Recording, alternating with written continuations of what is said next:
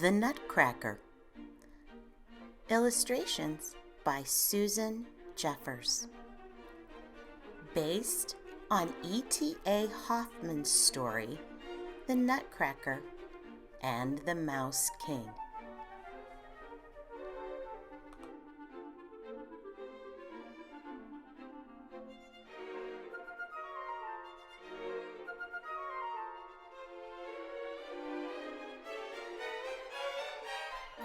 It was Christmas Eve at the Stahlbaum's house. Marie and her little brother Fritz were listening at the ballroom door, waiting for the party to begin.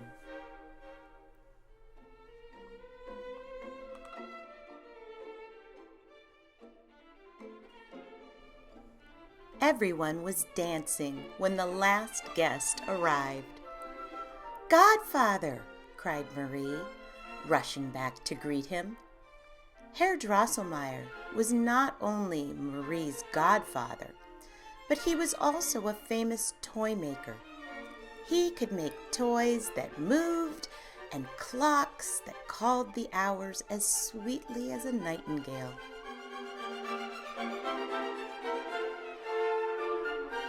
Herr Drosselmeyer brought presents for the children. He gave Fritz a box of toy soldiers.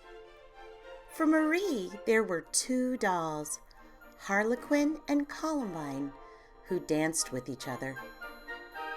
"I have another present for you, Marie," said Herr Drosselmeyer, handing her a wooden nutcracker.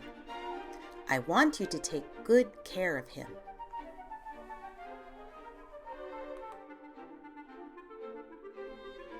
"Not fair," shouted Fritz. "She has 3 presents." He grabbed the nutcracker from Marie and tossed him in the air. The nutcracker crashed to the floor and broke his head. "So what?" jeered Fritz. "It was an ugly thing." Herr Drosselmeyer bound Nutcracker's head with his handkerchief. Tenderly, Marie took the nutcracker into her arms. She put him under the Christmas tree.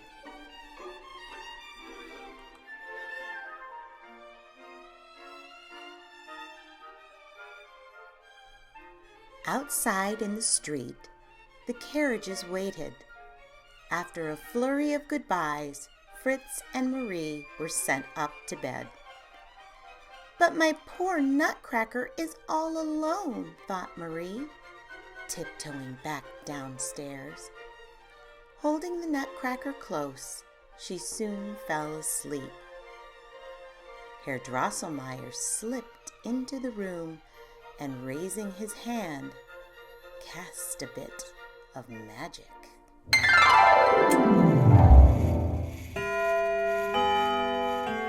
Bong, bong, bong. The grandfather clock struck midnight. Marie stirred and rubbed her eyes. The Christmas tree was growing. Around her came a scampering of mice. Squeak! Squeak! They were gathering like an army to attack. Their ruler was the Mouse King, who had 7 heads and 7 crowns. Marie held the nutcracker and ran as fast as she could.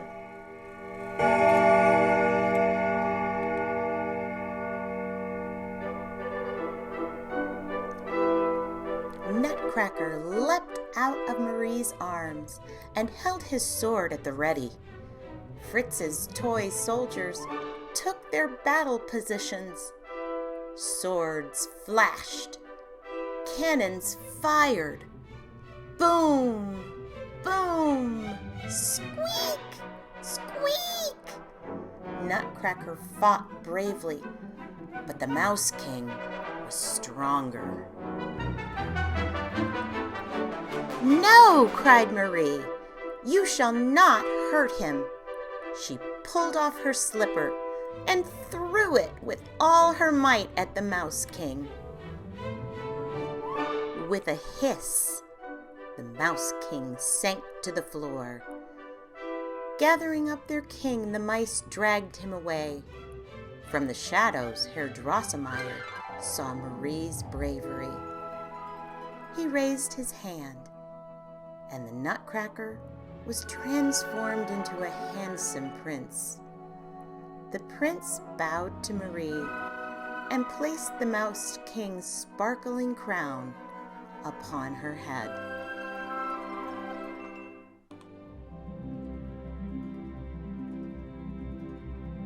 "Come," said the prince.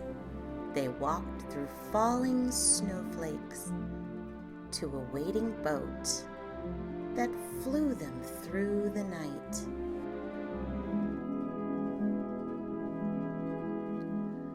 "Welcome to my kingdom," said the prince. "But where are we?" asked Marie. "You are in the land of sweets," said the Sugar Plum Fairy, coming through the gates of the kingdom. "Welcome home, dear prince. We will have a party to celebrate your return." The Sugar Plum Fairy led the prince and Marie to the seat of honor. Coffee,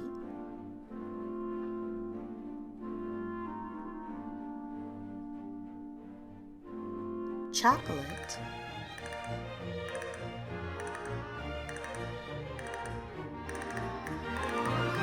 Chinese tea,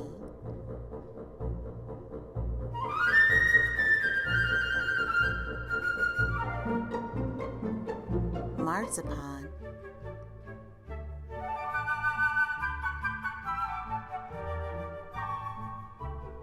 and Mother Ginger and her polichinellis danced for them.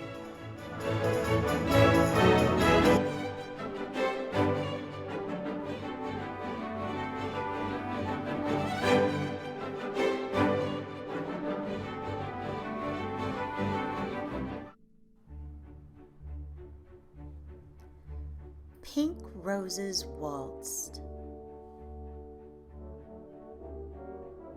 and at last the Sugar Plum Fairy herself danced. She seemed lighter than air.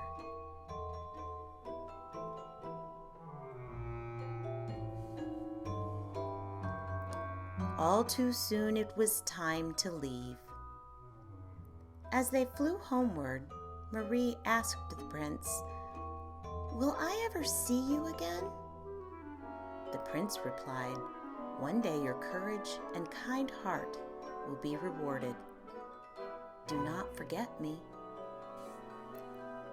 "What are you doing under the tree, Marie?" said her mother the next morning. "Wake up," said Herr Drosselmeyer. Marie opened her eyes and hugged her Nutcracker.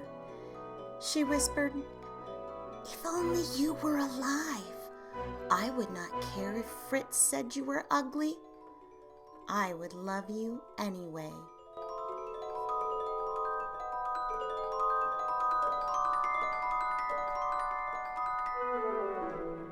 Herr Drosselmeyer raised his hand, and the Nutcracker again became the Prince of Fairyland. The prince said to Marie, "The Mouse King imprisoned me under an evil spell, but because you love me, no matter what I look like, his spell is broken. I have been returned to my true form."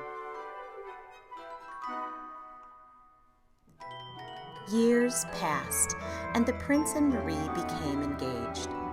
After their wedding, they rode to the land of sweets in a coach trimmed in gold drawn by 4 silver horses.